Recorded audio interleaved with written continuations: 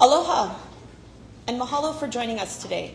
In a moment, we will hear from Maui County Mayor Richard Bisson, followed by Governor Josh Green, FEMA Administrator Deanne Criswell, U.S. Senator Brian Schatz, U.S. Senator Mazie Hirono, and U.S. Representative Jill Takuda.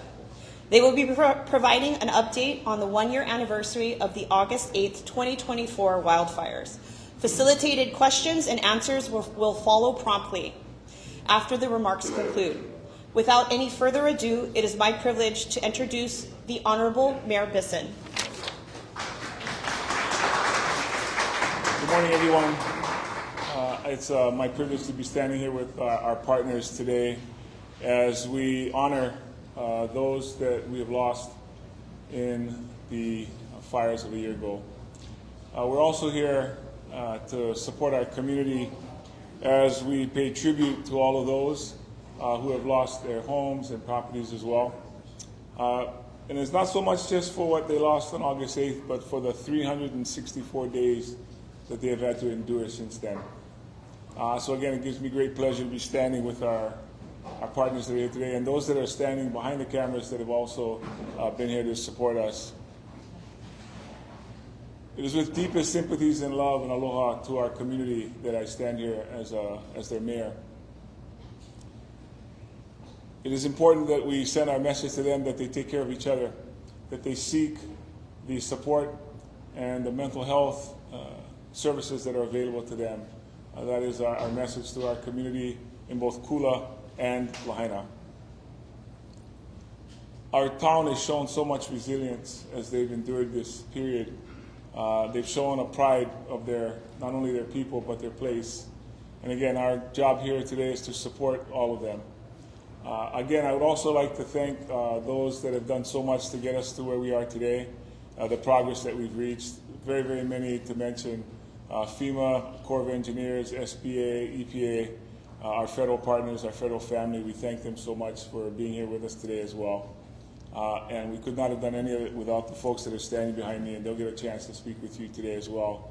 Again, thank you so much for your support and for being with us as we go out throughout today and the rest of the weekend. Mahalo.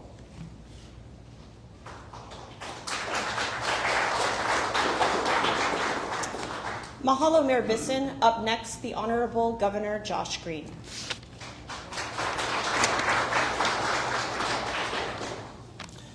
Aloha. We stand here with you today remembering the tragedy of 1 year ago. Today we're remembering the 102 loved ones we lost, the many injured, those who lost their homes. We're grieving for them still. And I want to just commend everyone on their strength, the strength that the mayor was able to give the community in this year, and all the people that are standing here today, just like the mayor expressed. We've come so far, but people have to still heal, and we know that that healing is going to take so long. People were incredibly brave. Yesterday, we were with a woman who shared her story again of how she and her husband clung to the rocks just off of Front Street for 10 hours. There was little oxygen in the air because of the fire that was all around them. They moved into their home, their transitional home, yesterday because of the work of all these people and the whole community and Hawaii Community Foundation and CNHA and just everyone. So she shared both her tragedy and terror and the beginning of her recovery. About 2 days ago, I was walking on Oahu. A woman came up to me, a beautiful 75-year-old Japanese woman who had bandages on her arm. She had lost much of the tissue of her left ear and had scars on her neck. She came and put her hand on my shoulder and said that she had spent 3 months in the hospital, but she was grateful for the support that the entire state gave her. That she was joyous about her life, though so much suffering had occurred. It was incredible to see this woman where she was after this year.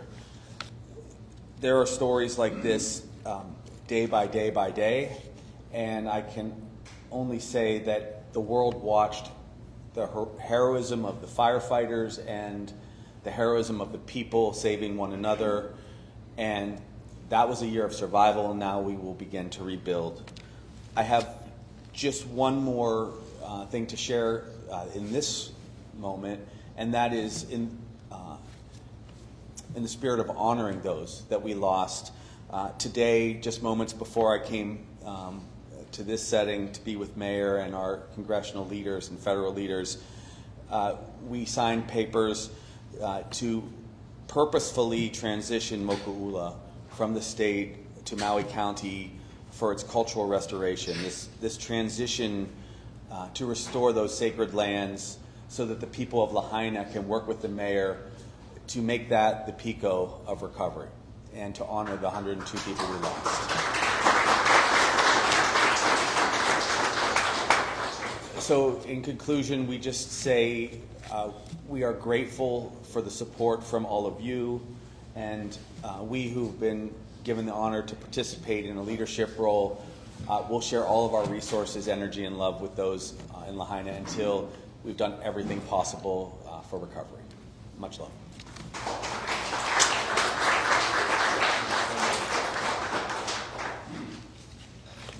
Mahalo, Governor Green. Up next, FEMA Administrator Deanne Criswell.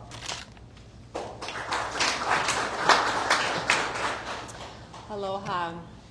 I just wanted to start out by thanking Mayor Bisson, Governor Green, and the delegation here for all of the hard work that you have done to help enable Maui's recovery. On behalf of the Biden-Harris administration, the President, the Vice President, and the entire leadership team, I want to express our continued support for the recovery of Maui today and every day. What happened a year ago is something we will never forget. But what sticks with me most are my memories of the people that I met a year ago, the stories of resilience, of bravery, and courage that I heard from community members. I remember meeting with a woman in a shelter. I sat with her for a long time as she told me her personal story of survival, how she jumped into the water to escape the flames, and how someone from the community saved her, pulling her out, coming to her aid when she needed it most. This neighbor of hers, he was also in the shelter, and she took me over to meet him. The bond between them was really palpable. Regardless of their relationship before these events, they were now linked forever. They were ohana. I listened as they recounted their story together as they started to plan out what would come next. Her story is one of many, but it is truly emblematic of the spirit of Maui, a community that supports and protects one another, no matter the circumstance. On this road to recovery, you've taught us all what it means to be good neighbors, about the true meaning of community. You've shown us what it means to be resilient, to be able to look to the future even when the moment feels insurmountable. It's this spirit of perseverance, this commitment to resilience, that I saw again yesterday, 1 year later, as I visited the King Kamehameha Temporary Elementary School. Our children are sometimes more resilient than we are. I saw this resilience walking around the campus yesterday on their first day of school. I saw young kids ready to start a new day, their first day of classes. Students who just a year ago had their world turned upside down, but were now just excited to see their friends and their teachers. I saw this next generation looking to a brighter future. Our children, they can be our greatest teachers. We should learn from them, all of us, together. This is a kakao effort. FEMA will continue to work with you to continue to chart the best path forward for all of Maui. And as I told the mayor and the governor and the county leaders a year ago, FEMA and the entire Biden-Harris administration will continue to be here with you for as long as it takes to recover. Thank you again for having me here today.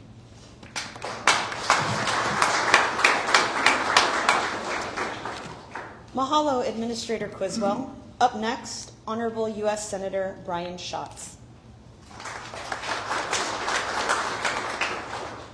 Aloha.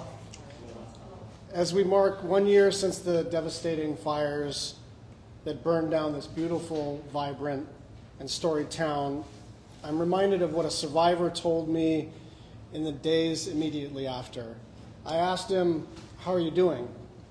And he responded, "I lost everything, but I'm alive. I lost everything, but I'm alive." Nothing could have prepared people for the horrors they experienced that day 12 months ago. They lost family and friends, homes and schools, entire neighborhoods and communities, all gone in an instant. And yet, even amid all that panic and chaos, so many people's first instinct was to put others before themselves. Their first thought was, how can I help? Using garden hoses to fight the fires, running into burning buildings to rescue elderly neighbors, putting other people's kids on their shoulders and carrying them to safety. The displays of heroism were staggering. The kindness and generosity have continued in the months ahead, even as survivors continue to grieve losses and confront uncertainties of their own. It's been a year of what ifs and what's next. And people are understandably worried, they're anxious, and they are exhausted. But it's also true that we've come a long way. Debris removal is running ahead of schedule. Water and wastewater services have been restored. The first few homes are beginning to be rebuilt. And kids are in school learning again at the temporary campus for King Kamehameha III elementary school that opened in 95 days. All of that progress is real, made possible only by the efforts of partners at every level: federal, state, county, and most importantly, community. But ultimately, it comes down to the people here. Bound by shared grief and common resolve, they've banded together to help one another in any way they can. Their grit and their grace and their generosity are proof that for as long and difficult as the road ahead will be, we can get through this by sticking together. We've come a long way, but we still have a longer way to go. And our promise is that we will be there with the community for as long as it takes, every step of the way. Mahalo.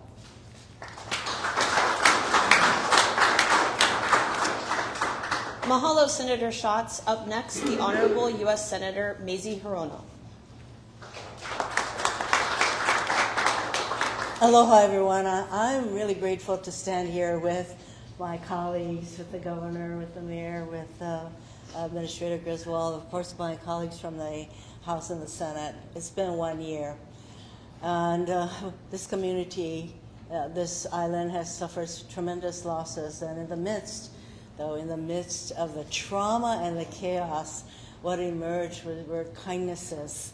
Like the teacher who opened her home to people who needed a place to stay. The resilience of a father I talked to who was so concerned about education for his kids. And the woman who packed everything into a backpack that she had and she didn't let go of that backpack. All these stories that we've heard bring tears to our eyes.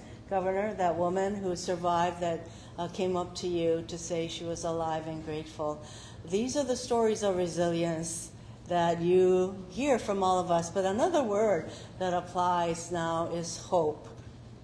Like the King Kamehameha Elementary School that was built in short order, that gave hope to the hundreds of kids who could go back to school. The hope of the houses, temporary as they may be, where people can now get out of the hotel rooms and the other places that they were staying in. Literally thousands of survivors from this community who will now be able to live in temporary housing, and with the hope that there will be permanent housing for them. I'm very grateful with all of the kindnesses and the resilience that the world has seen. The people of this island, Lahaina and upcountry, have exemplified. And the world continues to watch how we are persevering, because some of you probably read the article in the New York Times about how the community is really hearing each other's voices as what I call the visioning process of how people will view the Lahaina going forward, bringing back some of the pre-plantation lahaina. It's going to be a process that listens to the values and voices. And even as those were exemplified in the work that FEMA did, listening to the cultural advisors and the sensitivities that were shown. You know, when I talked with the FEMA people, they said they'd never experienced anything like this, where there was just such a recognition of the need to listen to the cultural advisors and the sensitivities that were shown, and they learned something from their continuing presence here. So it is all of us standing together. And today we received a letter from President Biden saying that he continues to be resolved in his support for the rebuilding of this community. And we all know when he came here with Joe Biden in the hot, hot sun, as we all stood there and literally held our hands. So that is how we are going to go forward, standing strong together.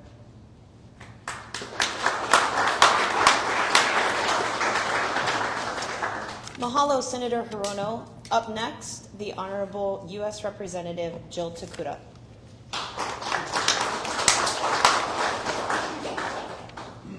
Aloha, everyone. Mayor, Governor, it has been quite a year. Quite a year. You know, it's a year that no one could ever have imagined, a year no one would wish on their worst enemy, quite frankly. The things that we have been through, the things we've seen, the stories, as you're hearing, that we have heard, the hands that we've held, the lives that have been touched by this tragedy. And yet I will tell you that on my way here today, the one thing I felt was a sense of gratitude. It doesn't seem like the word that would come out today. There's a lot of other feelings, I assure you, we're all feeling right now, right here in this moment. But gratitude. Gratitude that, as hard as these last 365 days were, I was surrounded by the very best of us. Every single person in this room, every single person out there, survivors, family, people from around the country, the world, who came together to say that they were going to be here to support our community. Every single person in this room, behind the cameras right now, our frontline responders, our community that stepped up in ways we could never have imagined to give everything they could. Even when they couldn't give, they gave more. To be surrounded by all of that gives me such a feeling of gratitude right now. My staff, Deidre, she's here somewhere. When I said we were never going to leave, I meant it. She has been here since the very first days my feet stepped into Lahaina. And I assure you, we have absolutely never left. And because of that, I cannot help but feel right now so much gratitude for all of you and all the people who have made such contributions to this community, have supported them. And I know based on that, you will not leave us. We are not leaving you. As Senator Schatz said, we will be here every step of the way. That is our commitment to you. And I was thinking back to about a year ago, when we started up our very first resource center there in Kihei. Some of you were there. It was absolutely chaotic. Hundreds and hundreds of people swarming in to get help from every federal agency, state agency, nonprofit we could. And I will always recall one interview I did. Chelsea Davis pulled me aside. I don't see her here today, but I'm sure she's somewhere on island. She pulled me on the side and asked me to just talk story with her. And she asked me one of the simplest questions I could ever get from media. She's like, how are you feeling right now? And I will tell you, I could not answer that. I was so choked up. I was so overwhelmed with everything that we're feeling, experiencing, that I could not answer in that moment, which is something that really stopped me because I felt so much. And I will tell you now, if she asked me that question today again, I know how I'd answer. That Maui, Lahaina, Kula, our people here are amongst the strongest people I had ever met. That in that moment of absolute tragedy, disaster, where everything was lost, where they were grateful for their lives, they were grateful. They were grateful. They were strong. They were helping neighbors. They were showing true aloha. They are the strongest people you will ever meet. And in that moment, I wish I had told her that I was surrounded by the strongest people that were inspiring me to continue going. But I will tell you this, even the strongest should never walk alone. And they will not walk alone. What you see before you here, what you see out there amongst you, we will continue to walk with them. We will be with them. You know, today is a very heavy day for a lot of us, filled with a lot of emotions and memories that we take back over the past 365 days, and I know sometimes for even many of you and for many of us, it can feel very lonely. Like the weight of the shoulder and expectations and demands and all that we want to do to support our community, from their mental health to their physical health to rebuilding everything, it can feel immensely lonely. But I ask you to remember this: you are never alone. You are never alone. Even right now as we stand here, there are 102 angels looking down on us right now, supporting us, lifting us up, guiding us in what we do. And in that way, I am so grateful for this moment.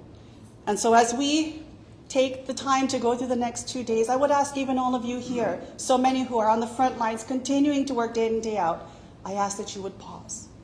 At some point during this time together, pause and listen and feel and hear. And you will see that you are in fact not alone. That the 102 angels that we lost and so many affected, they are looking down on us and supporting us. They are amongst you right now. When President Biden was here, I remember some of the last words I said was that we will be tested. Our spirit will be tested. Our aloha will definitely struggle through this process, but aloha always wins. Look around, my friends. Aloha's won. Thank you.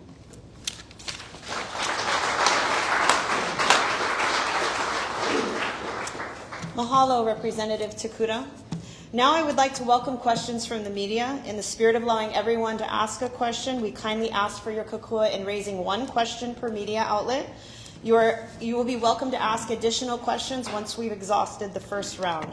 I'm going to start with our Maui-based media first. Yeah, for the restoration of Moku'ula, how long will that take? How much would it cost? What would that look like? The question is, for the restoration of Moku'ula, do you have a timeline? Do we have an estimate of how much that would cost and how long it will take? Mayor? So we've had a committee that's been working on this alongside with Governor's team with DLNR to bring all the stakeholders together, lineal descendants, folks that have worked on that program or that project for years. You know, that's been tried before, and so we don't want to have to start from scratch. So I can't give you the exact estimate, but I can tell you that we're going to pick up where some of it was, you know, previously done, the work, but also add in the voices of those folks that have a lot to share and that can teach us about it. As far as the cost on that, again, as far as the land is concerned, the state has agreed to turn that over to the county, and we're going to be looking for a nonprofit agency that will also oversee that over time. Doug? Yeah. So, yes, as Mayor shared, I think as early as 1962, some of those processes began, and we felt it important to make that formal first step, and that was today. So, Mayor and I are signing papers together today to expedite this transfer. It's a very critical piece of the recovery, but it's also critical that the community own this process. There hasn't been this move before. There's several parcels in Moku'ula that were state-owned. Now they are in the control of the county to go forward as needed, with all of the support still from DLNR if there has to be resources for the waterway, for removal of debris, and so on. So this is a huge first step, but we don't want to leave anyone out. Thank you. Next question. Colleen.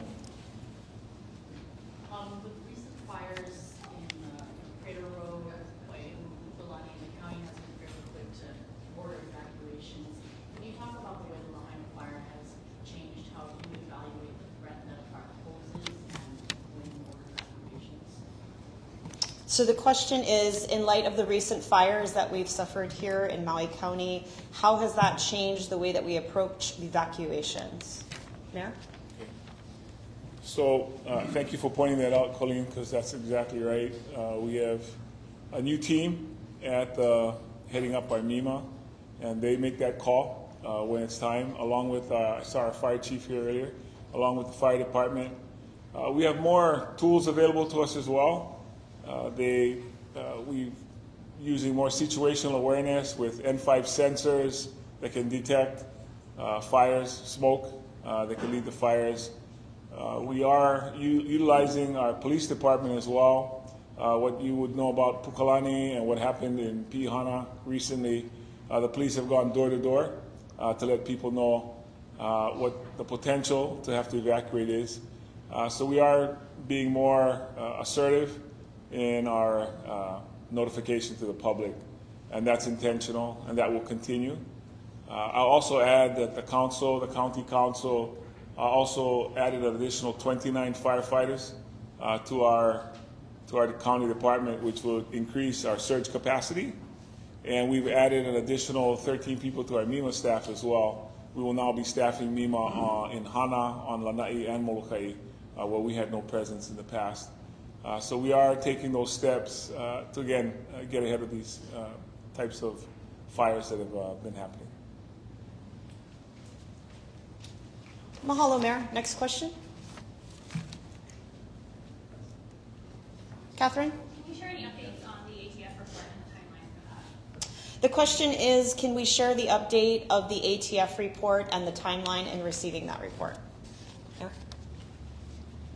So what I want to point out is the ATF report was commissioned by the fire department here on Maui, and that the fire department asked them to help us determine the cause and origin of the fire. That was their main, they did not do the report, they did that portion of it.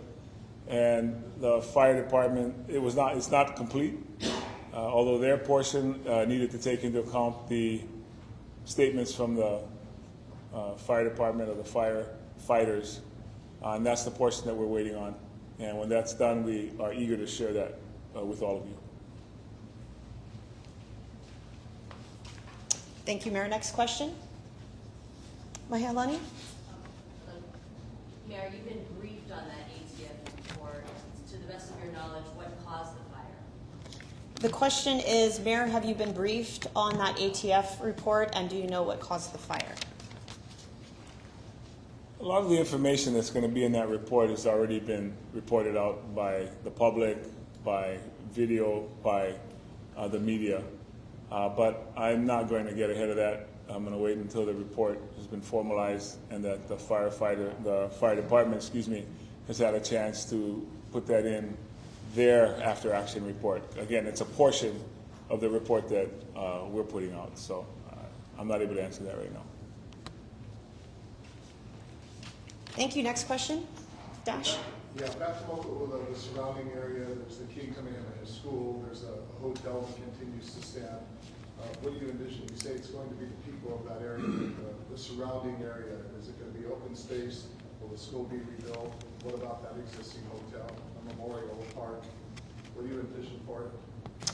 The question is, what is the vision of Moku'ula going forward? Thank you for that, Dash. The way we envisioned it, because we don't own all those parcels, as you point out, is it will be phased. So this will be the first phase to establish Moku'ula. I don't imagine that the school, as we've talked about with a lot of people publicly, could ever be rebuilt that close to the shoreline. It was one of the reasons that we rapidly built a temporary school with the incredible help of the president and FEMA. What we will be looking to do is to see if people would be willing to also trade lands or allow us to, if they would purchase them and give them a space somewhere near, but not right in Moku'ula. Moku'ula is sacred, and there were a few things that became very clear in the aftermath of the fire. One was Moku'ula was sacred, and we had to honor the Hawaiian people and water rights. Another thing that became very clear that the community spoke out about was the housing question, as you know, and that's why the mayor and others, the county and us, have been fighting to restore housing back to the people. Those are like the two large signature spoken needs from the community. I defer to the mayor for more details. He has a lot more conversations with the community about what he would like ultimately Moku'ula to look like. Yeah, I would just say I think everything's on the table, and there are a lot of layers to this question, Howard D. Again, the folks that have worked on this project before, have a lot of information to share about how ultimately that, not just Moku'ula, but Mokuhinia, how that whole area will come to be. The school is actually in an inundation zone, And so that's a concern that I think parents would have, to have it relocated there or rebuilt there. But there are many other, I guess, areas around. You're going to hear the word, and people have used it, cultural corridor. That term has came up in the legislature. That discussion, again, is really what has to be put back to the community. And what I would say is the subject matter experts, the people that are familiar with exactly what are we able to do. Water's going to be an issue as well. The water's returned there, so that's a good sign. But again, we have to find out what impacts that have if we reconfigure that area. So we're working on it. If I could just add on to, one of the things that we have been really engaging on right now is looking at designating Lahaina as a whole as a national heritage area. I think some of you know there are 62 right now across the country. There is none in Hawaii that has this designation. It does not impact private development rights or even public development rights. What it does is it says that this part of an area has cultural, historical significance, ecological significance even, and to me, what better place to start in Hawaii in terms of a heritage area than Lahaina, which has so much rich history even before contact. And so that's one thing that we've been working on. Our congressional delegation has been very supportive. I was able to pass it through committee in the House. What this could mean, it's just the study. So we're just in the initial discussion phase with the community. But if it's actually designated, this could mean easily upwards of $1 million annually for a decade. Matched money, of course, that can go towards really making this what the community envisions it to be. So there's definite opportunities and partnerships, but it does start first and foremost with that conversation with community. So. Thank you. We'll move on to our next question. Okay, with no other questions, this formally concludes our press conference. Thank you. Aloha.